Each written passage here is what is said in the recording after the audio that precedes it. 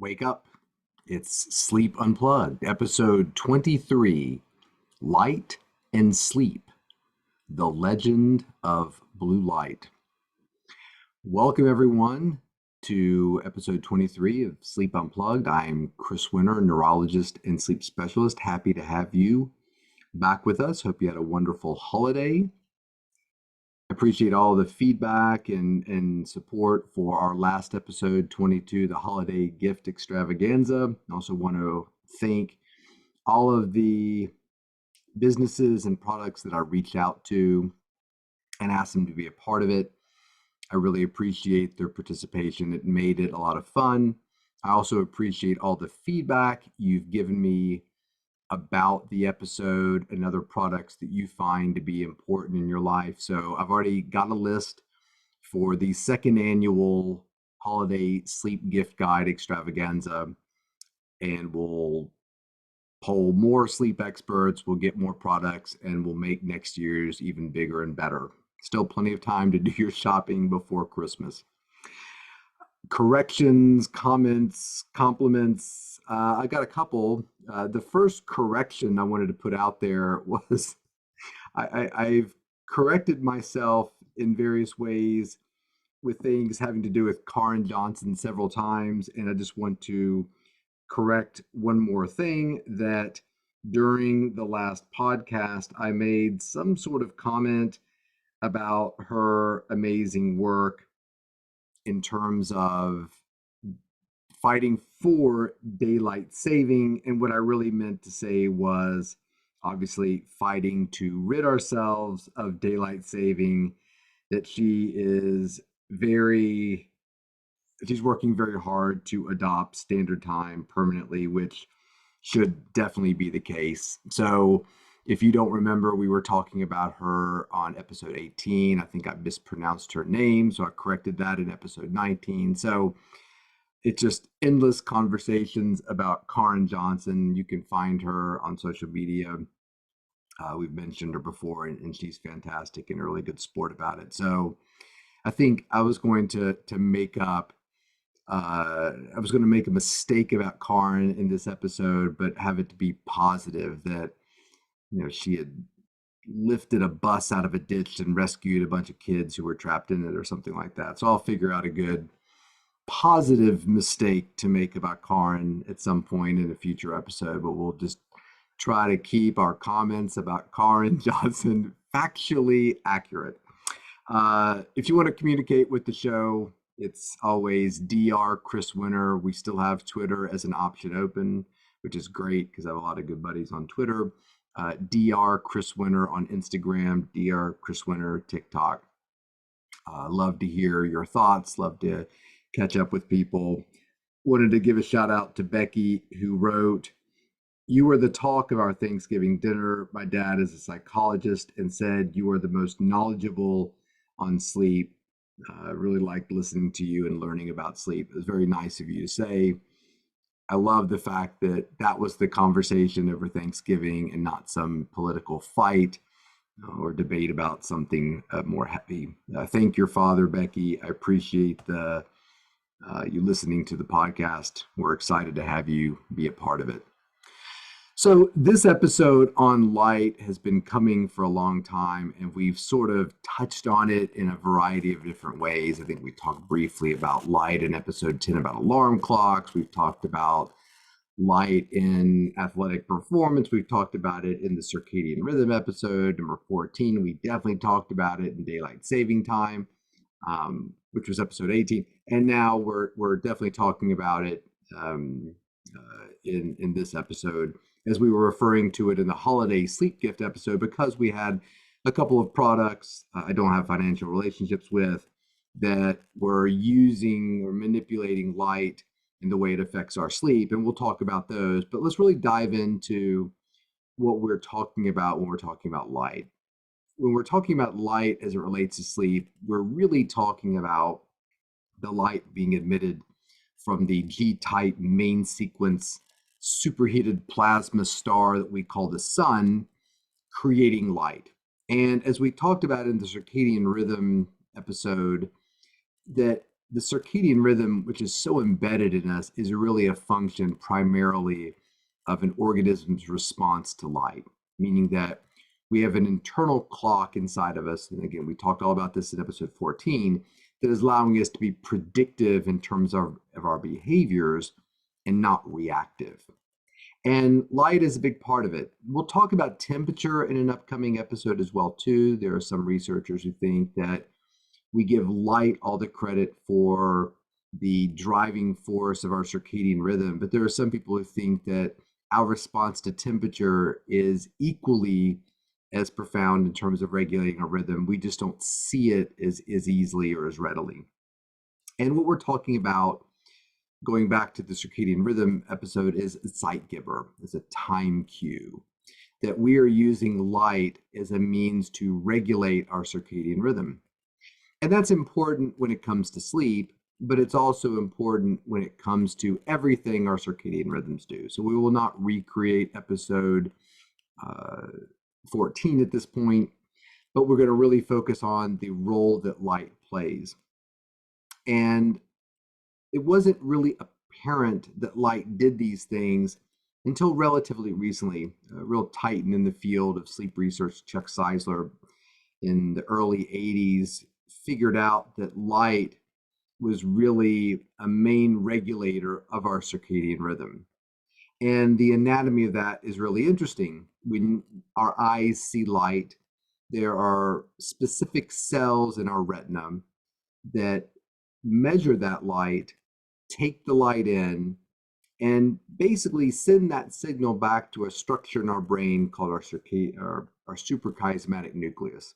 And if you're really interested in these things, in both of my books, The Rested Child and The Sleep Solution, I talk a lot about light and circadian rhythms. And especially in The Rested Child, we talk a lot about the role of light in a lot of detail. So much detail that my publisher said, is all of this necessary?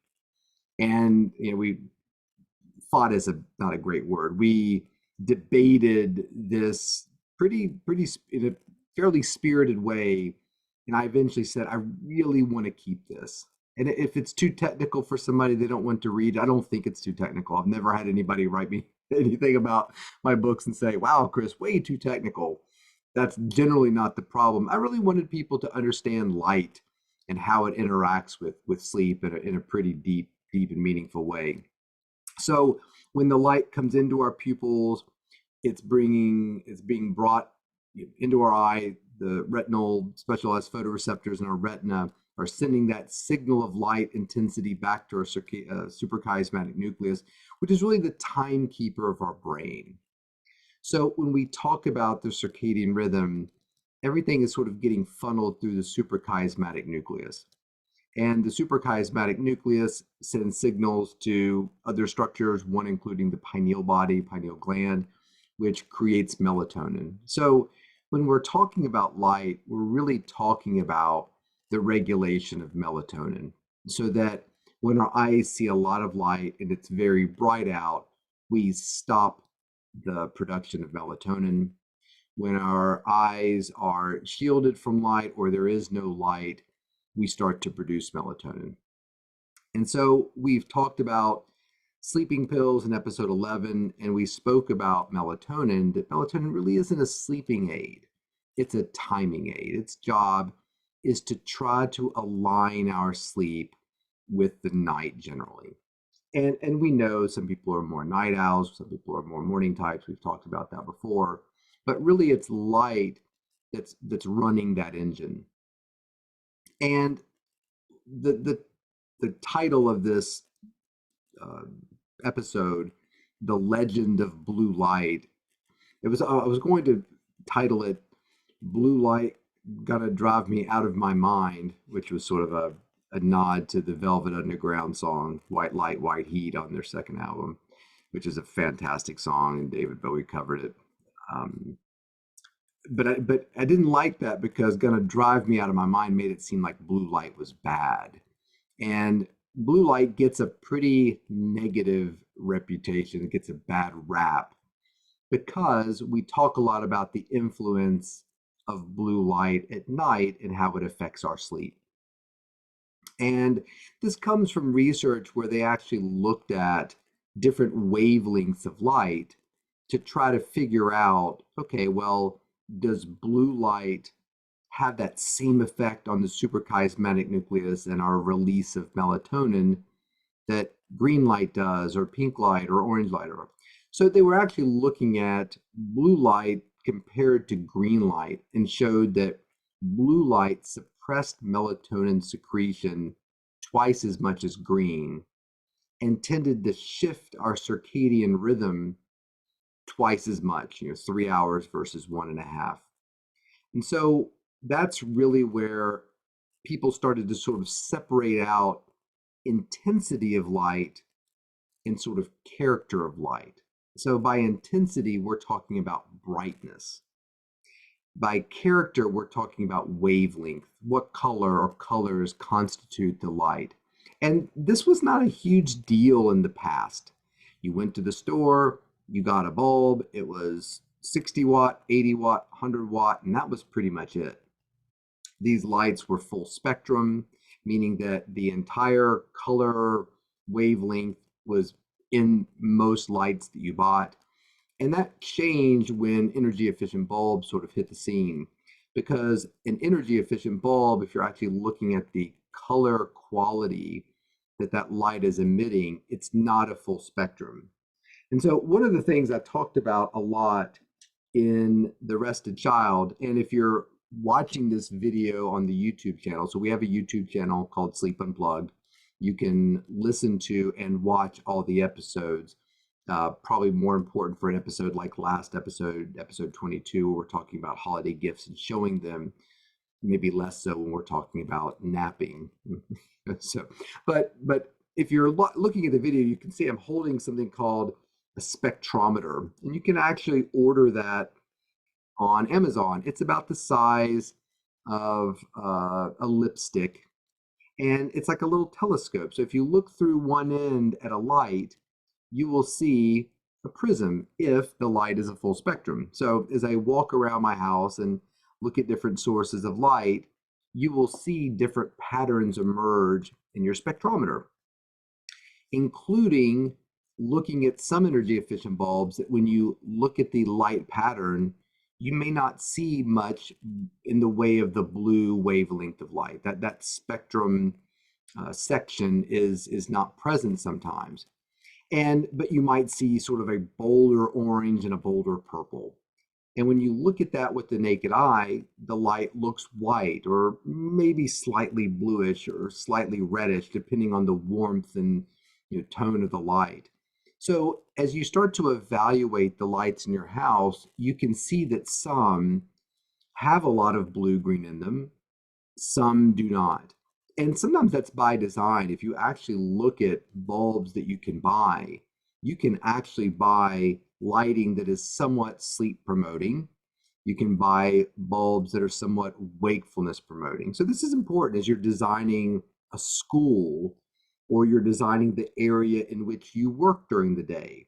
Or if you have children like I do, and you kind of pay attention to the patterns that they wake up in their bedroom, they come down into the kitchen to eat, they go to school, they come home, maybe they do their homework in a study or a basement or in their bedroom.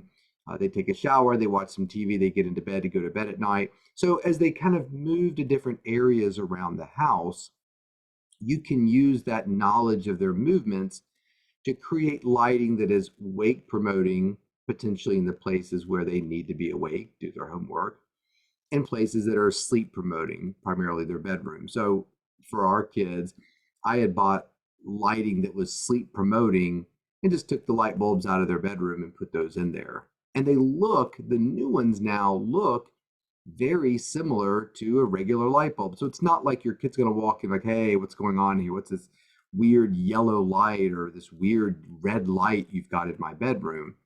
They really look like standard lighting and can be, just as bright. But if you take your spectrometer and you look at that bulb, you can see that the blue light is gone. So blue light suddenly became the light color of sleep and wakefulness.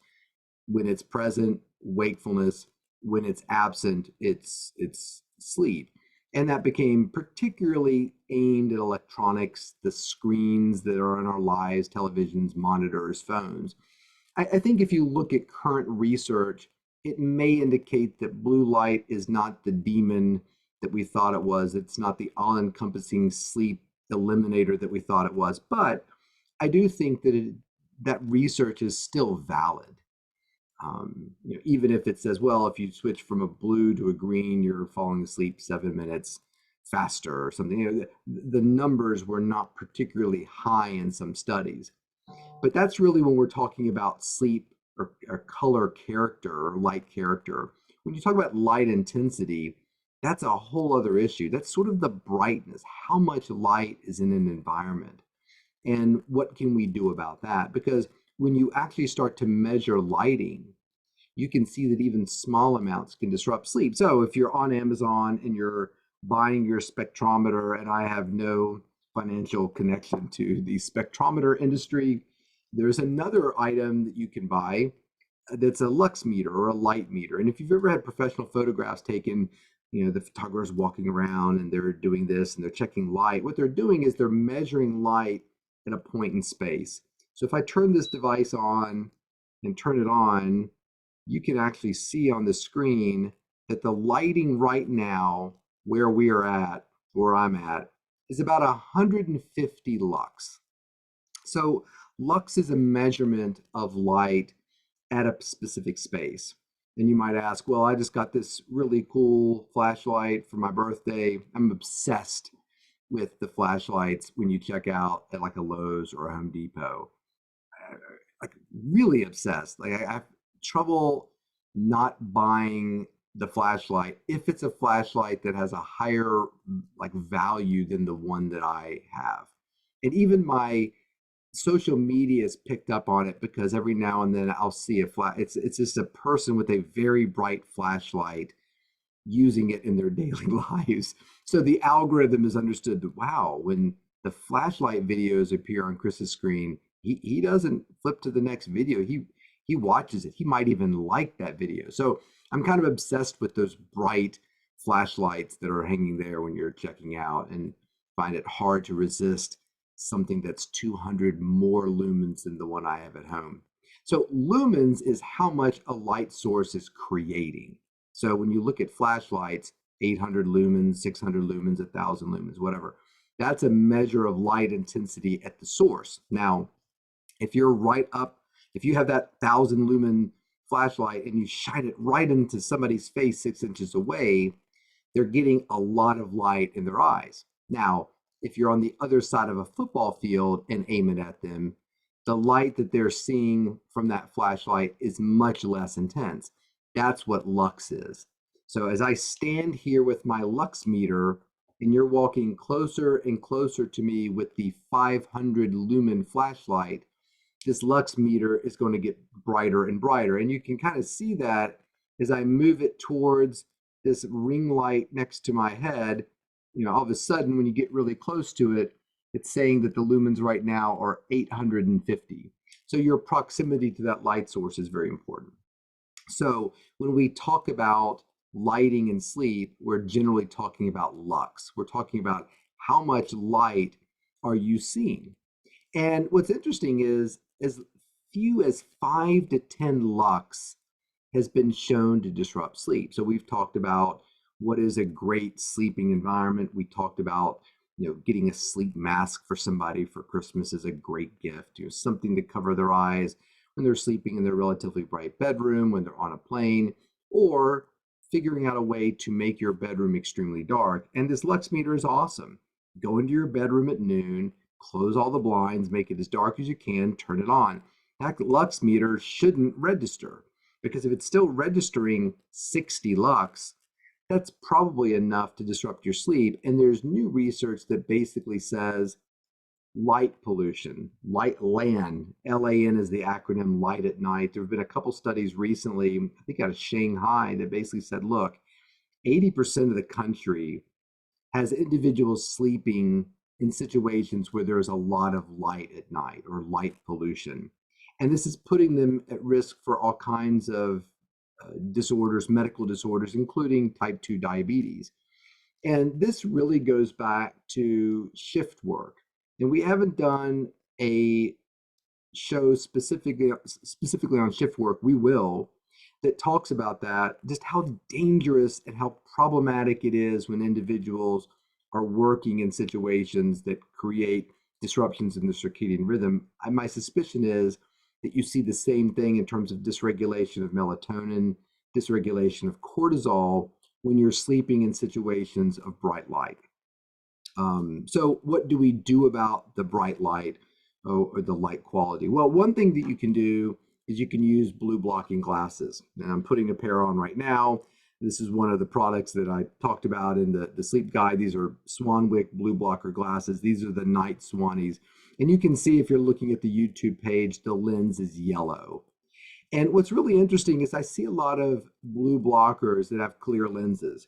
And what's really interesting is when you take your spectrometer and you actually look at a full source light. So I'm right now looking at a light that, as I look through this spectrometer, I see the full Roy G. Biv, red, orange, yellow, green, blue, indigo, violet. Now, as I continue to look at that and I put my lens in front of the spectrometer, all the blue completely disappears. So what's happening now is this lens is filtering out the blue light, so it's not reaching my spectrometer. And I'll post some pictures. I'll try to put I've done it before. I'll put my cell phone camera up to the spectrometer and take some pictures to show you what that looks like. So you can do one of two things if you're trying to create a more sleep inducive, conducive environment. You can put up bulbs that have no blue-green light and are relatively dim. That's one thing that you can do. Or you can block the blue-green out with some sort of lens and diminish the intensity of the light. So right now, these lenses are filtering out the blue-green light, and they're reducing the amount of lux, the amount of light intensity that's reaching my eye. In fact, there was a fantastic study that looked at circadian rhythm disruptions in shift workers, and we'll talk about it, where individuals were instructed to wear a welding helmet during the study. So they were basically only able to see out of a tiny little window of very dark shaded glass, plastic, whatever those are made out of. So that light intensity, the individuals who wore the welding helmet were less bothered by light after their shift work. So we'll talk about this study. It's a really interesting one. So when we're talking about the night, we are talking about reducing your exposure to television, turning out lights. I think I've talked about this before. I had an NBA player that was struggling, and I sent him a headlamp and said, look, turn all of your other lights off, just wear the headlamp around in your house. So one thing that you can do that's extremely conducive to sleep is after dinner, start turning lights off. I mean, even this ring light right next to me, I can dim. As you start to dim light, you're starting to create more of a trigger for melatonin to be produced in your brain, which is extremely important. And even something like, well, I could sit in bed with this laptop in front of me and watch the next episode of White Lotus, or I could sit in a relatively dark living room with a TV all the way over on the other side of the wall. Now we're in that lux situation we were just talking about. Is the flashlight at my face? Is the flashlight far away from me? That distance creates less light intensity in the form of lux. So you can try it out. Sit in bed with your laptop right in front of you and take a look at what the lux reading is. I've got a laptop right in front of me right now. Oops, turn it this way. Or be in a dark living room, sitting on a couch with a TV on the wall with all the other lights out, see what that lux reading is. Anything you can do to reduce that lux situation is going to be conducive to sleep. Now, the flip side is when we want to be awake. And that's why I didn't want to call the episode Blue Light Gonna Drive Me Out of My Mind from the Velvet Underground lyric, because blue light can be great if we're trying to wake people up. So another product I talked about on last episode was the AO, which I'm wearing right now. And as you watch, there's little blue lights above my eyes on this frame that are going to get brighter and brighter. So maybe going to bed, this is not what I want to have on my head. I want to be creating a situation where that is not happening. But in the morning, we absolutely want the step, and we want to create the sunrise. We want a lot of bright light, even if we have to get up so early to get to our work and commute that it's dark outside. And that's where people really run into a lot of problems, that we want light as soon as we wake up. And these personal devices, there's another one called Retimer that does the same thing. When you open it up and turn it on, you've got a little light sitting right here. And this is a much bigger framework here, which Retimer is a fantastic product. It's just fine. But I just prefer this kind of smaller design here. It's just a whole lot easier too. So as you get up and you brush your teeth and you get ready to go to work, you have this on. It's creating that blue light, which is going to shut off your melatonin secretion. So this is what we want during the day. And it's interesting to look at some of the military research going on with these types of lights. In the Navy, there is a group of individuals who are looking at submarine crews and using this specific product, the AO, to actually try to figure out if the lighting actually helped with their regulation with their circadian rhythm. And you can look that up. I'll post the abstract of the study online, but it was done by Sarah Chabel, Rachel Markwald. Oh, that was my light meter going off. Emily Molsner, Joseph DeSico, and Evan Chinoy. So I'll put that on there too. Not to be outdone, the Army did a study through the University of Arizona that showed that blue light really helped individuals experience less PTSD if they timed the lighting properly. And I'll put that study up there too. So blue light is great, as is all light. If you don't want to use the cool glasses, just put yourself into a bright situation. When you wake up in the morning, get outside. You have the opportunity to have lunch outside, you should do it. You know, trying to get your kids out of sort of the dark basement and into a place where there's a lot of light can be extremely important. One of the Instagram groups I follow is 1,000 hours outside. And it's all about getting kids outside to do things. And she has tons of ideas about how to do that. And nothing can be more important for both kids and adults to be outside, see sunlight in the morning, and then really working to diminish that light, get rid of it at night to really help with the sleep quality at night. So I wanted to keep this episode relatively short. So we'll stop there. My name is Dr. W. Chris Winter. You can find me Dr. Chris Winter Twitter, Dr. Chris Winter Instagram, Dr. Chris Winter TikTok. If you're interested in more information about light, like I said, I wrote a lot about it in my second book, The Rested Child, but also in my first book, The Sleep Solution, Why Your Sleep's Broken and How to Fix It. Hope everybody, again, had a wonderful holiday.